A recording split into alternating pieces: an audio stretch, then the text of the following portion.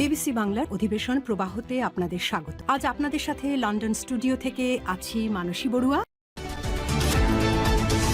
বাংলাদেশের সর্বশেষ গুরুত্বপূর্ণ আপডেট সংবাদে আপনাকে স্বাগত। শুরুতেই সংবাদ শিরোনাম, পরে বিস্তারিত।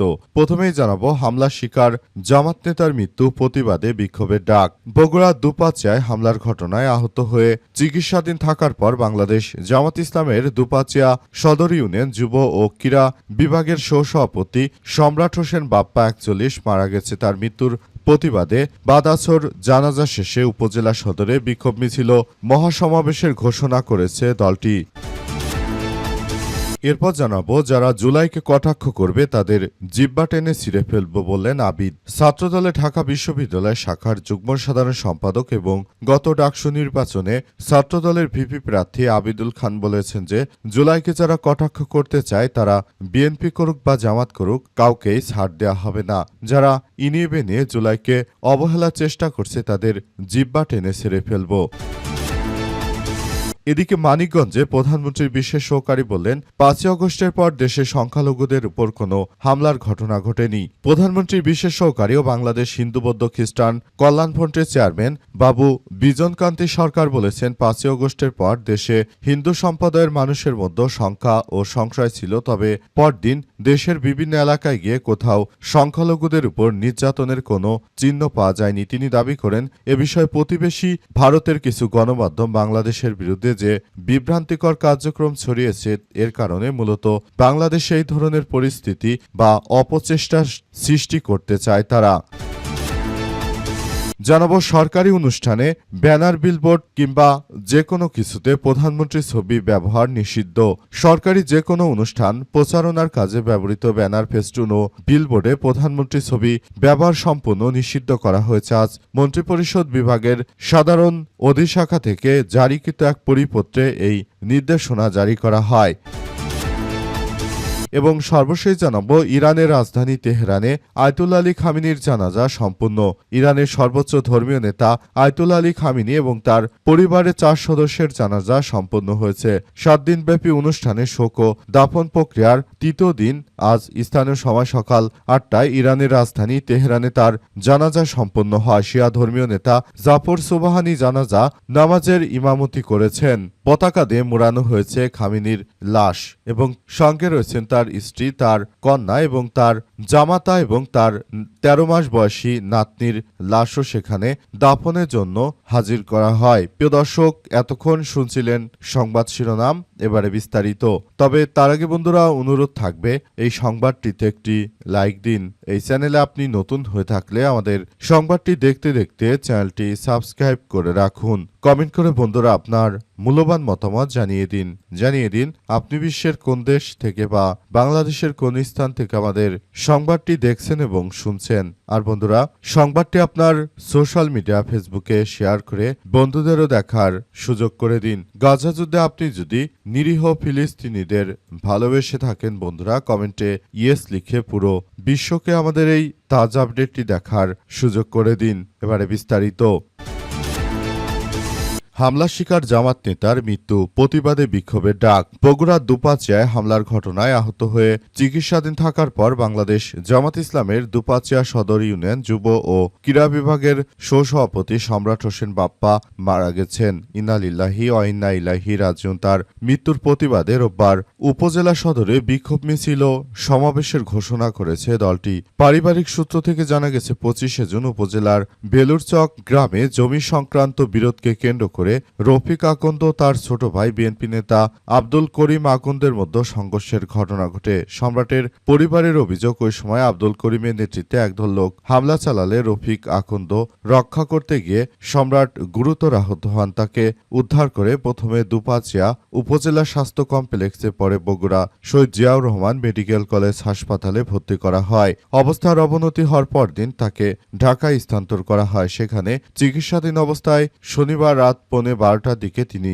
মারা গেছেন। এই ঘটনায় সম্রাটের মা জোসনা বেগম বাদী হয়ে দুপাচিয়া থানায় বিএনপি নেতাদের বিরুদ্ধে অভিযোগ দায়ের করেছেন। এই ঘটনায় মূলত বিএনপির চাঁদাবাজ সন্ত্রাসী রাহাজানিকারকরা দায়ী।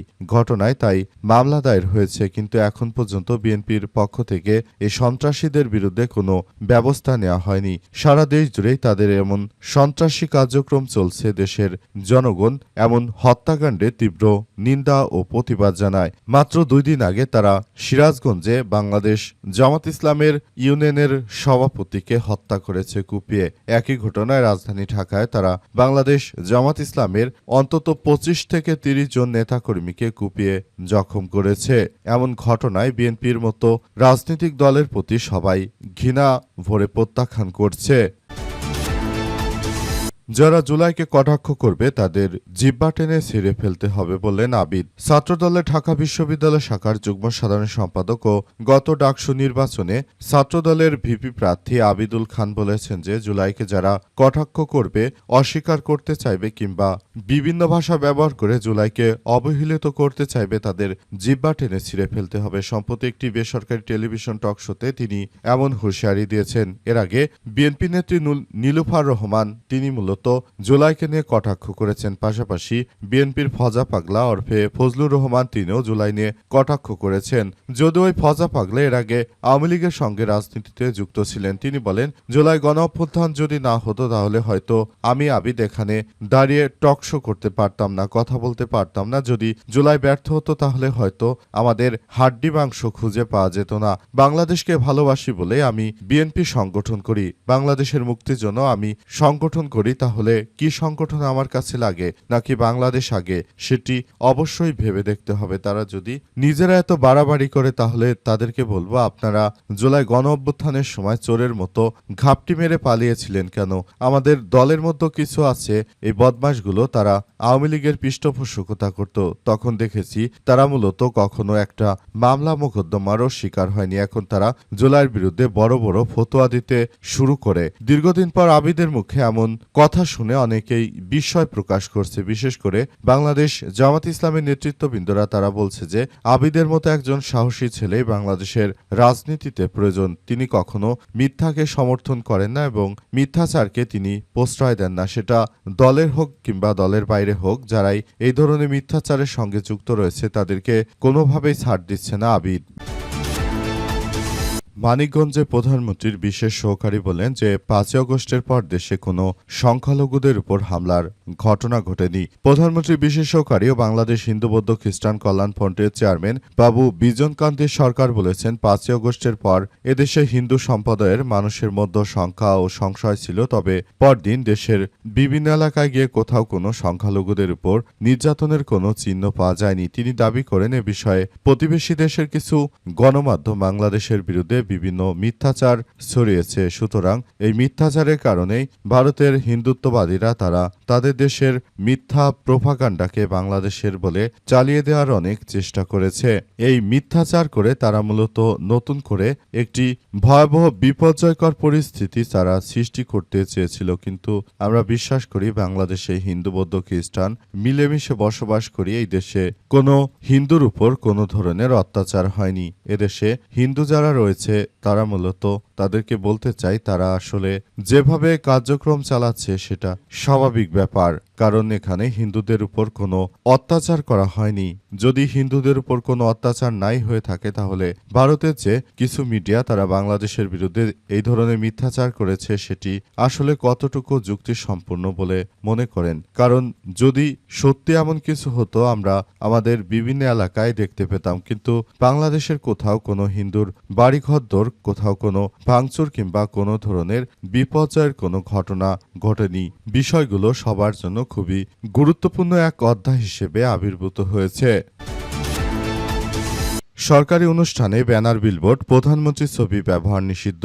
এখন থেকে যে কোনো সরকারি কার্যক্রমে প্রধানমন্ত্রী তারেক রহমানের কোনো ছবি বা কোনো কিছু ব্যবহার করা যাবে না বলে উল্লেখ করা হয়েছে। আরও বলা হয়েছে যে প্রধানমন্ত্রী তারেক রহমান তিনি মূলত নিজে থেকেই নিষেধ করে দিয়েছেন যে কোনো কিছুতে যেন তার আসলে ছবি ব্যবহার করা না হয় এবং বর্তমানে সেটি করা হচ্ছে। আরও বলা হচ্ছে যে এই বিষয়গুলো খুবই গুরুত্ব সহকারে দেখভাল করতে হবে।